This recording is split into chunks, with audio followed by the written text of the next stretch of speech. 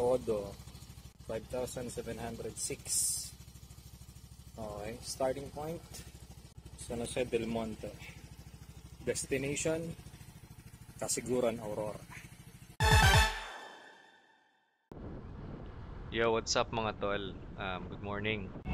So, bali, babiyahe nga pala ako ngayon papuntang Kasiguran, Aurora. Yun, medyo tinanghali na rin ako ng alis kanina sa bahay.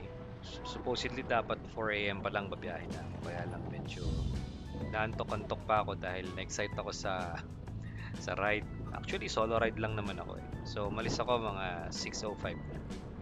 Yan. So, dito guys, discuss ko sa inyo yung mga stop points kung saan yung mga gasoline na stations na dinaanan ko nung umakyat ako ng Aurora Province. Kasi pagdating mo sa may parting Ditawini, ayan, Dinalungan, tsaka papuntang Kasiguran, Aurora, bundok na yon.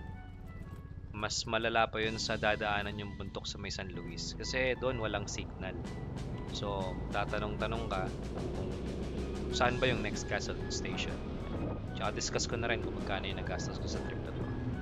Guys, itong Plaridel bypass na dinadaanan ko na to, mag-ingat kayo dito kasi yan o, maraming dumadaan na malalaking truck dito. Kaya doble. So, yun, sa Gapan na tayo. Ayan. Ay, Gapan. Di ba pala Gapan yun, San Rafael. Ayan. Now entering Nueva Ecija na tayo. Medyo maganda yung panahon no nung bumiyahe ako papuntang Aurora. Ayan. So guys, kapag nadaan kayo dito sa may party na to sa may Gapan, pwesto kayo lagi dito mga tol, no? Sa may gawing kanan. Kasi itong kaliwang portion ng kalsada, paliko yan papuntang San Antonio, tsaka papuntang Pampanga. Pag dito ka sa kanan, as long as free yung daan, makakarekta ka agad. Okay, Santa Rosa na tayo, no?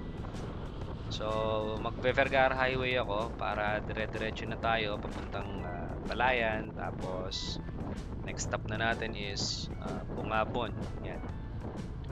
Nung time na to, habang nasa biyahe ako, sama mo yung maalon-alon na daan, napakalakas ng hangin. As in talagang gumagalaw yung manibela, tapos tatangayin ka kahit na yung dala kong gamit is nasa footboard ng scooter ko. Mahirap kasi pag long ride, nakasuot sa'yo backpack, napakasakit sa katawan. Yan, mistop ako dito sa may Bungabon. Dito ako nagpa second gas up kasi nakapag first full tank na ako sa San Jose del Monte bago ako umalis. So, paarga ako dito, 140 pesos. Tapos, yan, rekta biyahe na. Target kong stopover is Labi River.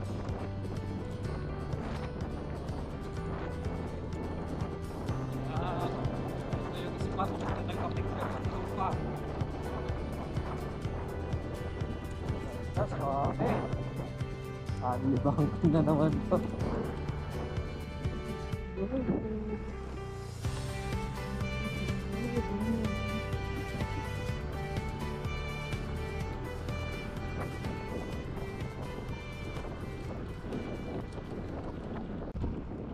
Yan, nung umakyat ako dito, no, yung papuntang Labi Gabaldon na to. Ay, sorry, Labi Bungabon na to. Marami akong napansin na mga ginagawang kalsada. So, doble ingat. Lalong-lalo na pagka paakyat na kayo ng Baler sa may parting San Luis. May mga punong nagbagsakan, saka mga nire-repair na daanan. So, doble ingat. Saka mga tol, no, pagka nadaan kayo sa ganitong part, o yung may mga grava na yan, yan. Kayo mamimreno ng ganyan, pag mabilis takbo nyo, sigurado siyempre lang aabutin nyo. Yan nyo lang, free flow nyo lang para dire-diretso lang. So, yun, ganda ng panahon, no? Saktong-sakto yung init kasi yung hangin medyo malakas din naman. So, walang ulan, kaya kitang-kita nyo yung bundok. Ganda, sarap lang ride na to. So, stop over muna ako dito sa paborito kong karinderya para makapananghalian na rin, para dire-diretso na yung biyahe natin. Sarap ng lomi dito. Check nyo rin pag napunta kayo. Ayan. Ciao mga tol.